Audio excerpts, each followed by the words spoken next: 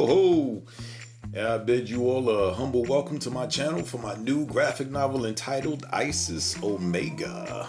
The book is available on both my websites, tyrfreeman.com, which is for desktop and laptop PCs only, and tyrmobile.com for cell phones only. I'm using YouTube to promote my own website and my book this round. So here I'll be creating short videos that give an in-depth view of the graphic novel itself, the themes, the creative process, etc. I'm gonna go as deep as I can, because maybe it'll help others bring their characters to the comic or motion picture medium. You know, it's almost an oxymoron in a way, how establishing a fictional universe becomes the truth. It alludes to the human need of stability. We don't like to have our beliefs shaken. So we ask that you please just come correct in the first place. We comic readers, we love fiction, and that means that we don't mind a good lie. As long as the lie makes sense and it's entertaining. So for the last time, canon matters. Whatever your sexual preference, make your own characters. Black folks, support your characters. If you care so much about being represented in books and giving your children books with folks that look like them, that is. But to be honest, looks ain't shit. But you gotta learn just like I had to learn. You see, the thing is, they're called comic book characters, not colored comic book characters. The character matters, not the color. Unless your comic is about a superhuman slave of the Jim Crow era and earlier. And even then, what that black character does with his power is what makes the book a hit or miss. Sure, the first thing you could think about is how much white ass he could possibly beat or kill. But see, that's obvious. As a writer, you want to give people a different point of view. That's the message. It's not a sermon. It's nothing political. It's just a different point of view as a human being. And that's the kind of thing that spreads to other human beings. Makes them think.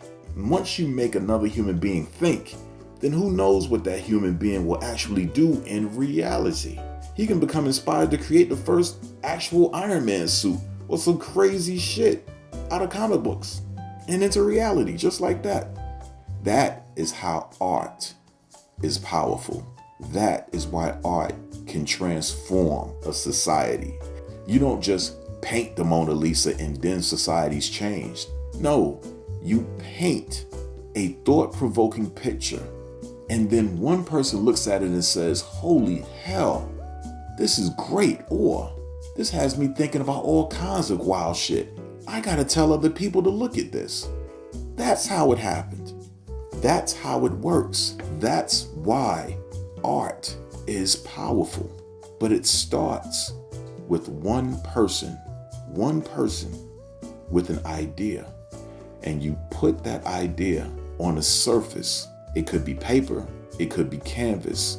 But no matter what medium that you use, the most important thing is that your idea is actualized in some way, so other people can see it, so other people can hopefully understand the message that you're trying to convey, the idea that you're trying to put forth. Comics bring together writing and art, two of the most powerful artistic forms of expression. You have to respect the power that you're dealing with. You have to respect it. At the end of the day, I know that among other things, I am a writer. I've been doing it ever since I was a kid. I am also a creative person because I've been imagining well before I ever picked up any books at all with funny pictures in them and characters. This world has always been somewhat boring to me, and things were a lot more fun in my head.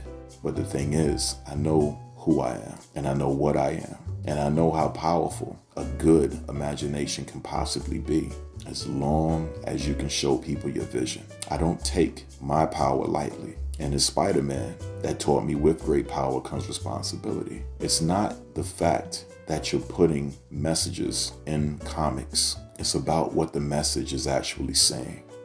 What are you trying to say? And is it good? Is it transforming society the right way?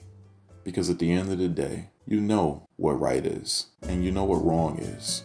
Now, lastly, We are approaching an age where people will have less freedom of the mind, folks. Trust and believe. You're already seeing more restrictions and sanctions put on you if you make decisions for your body, your children's health, etc. This isn't a warning. It's happened, and it's happening. You can look at the whole of American society as one giant human being. Inside that giant human being of society are regular cells that go about the day doing normal shit. Meanwhile, there are other cells that exist, but are only activated when something wrong begins to infect this giant social body. Myself and others, we know what kind of humans we are for the most part, because when we are activated, we can't ignore it. The speaking, writing, comedy, or art with social messages, it's all automatic for us. We can't ignore it. So trust and believe when I say a counterculture is on the horizon. It's got nothing to do with conservative or liberal, gay or straight, black and white. No, it's none of that. It's none of that. Even the people that you're seeing on YouTube, if they're talking conservative and liberal and gay and all this other shit, they're not who I'm talking about. Not at all. The counterculture that I'm talking about, we're talking about how divisive and idiotic and dangerous all of this current shit is. The counterculture that I'm talking about is going to make you look at yourself and make fun of what you have had the nerve to defend. It's going to be the next stage of all the forced obedience and cancel culture and virtual signaling that's going on. And it's going to be an equal and opposite reaction to all of the hypocritical narrative, the so-called woke and unwoke, the sleep and the sheep. The wolves won't be spared either. No one is going to be spared. And the best thing of all is going to be jokes, straight comedy, quote unquote comedians who are sick and tired of all of the bullshit going on in this country. It'll be rogue journalists, comic writers, bloggers, podcasters, basically a whole bunch of Mark Twains. Oh man. And they're going to use all the words y'all said not to use. All of them. See me? I'm a good guy, but I'm not a nice guy. But I actually do care when I offend anyone. But the counterculture that's brewing, they won't give a fuck. And yet, it'll be the best thing to happen. You see, I'm 49 years old and I'm telling you, you guys are kids. And as an older gentleman, I know what you need. America needs that 1970s New York flavor. You know, as a famous female bald-headed instigator once said, this is the season for healing, and I'm here for it. So, I hope you guys enjoyed this little diversion from my typical questions or comments. You can leave them below and I'll answer them. Press the like or dislike button to relieve stress. Also, get outside, folks. Pull up off these social media platforms and spend more time in the outside world. Hey, you are an actual human being. What in the hell are you doing spending so much time in a virtual world? Tisk, tisk, tisk. Come on now, do better. Hey, read actual books. Try to pull up off these screens. Take it from an older gentleman. Astigmatism is no joke. These phone screens, you're gonna wreck your eyeballs, kids. Pull back. I'm warning you, pull back. And as always, take walks. Spend time talking to actual people. Live people. Not virtually, but actually, before it's too late. You don't have as much time as you think you do. Hey, until we meet again, take good care.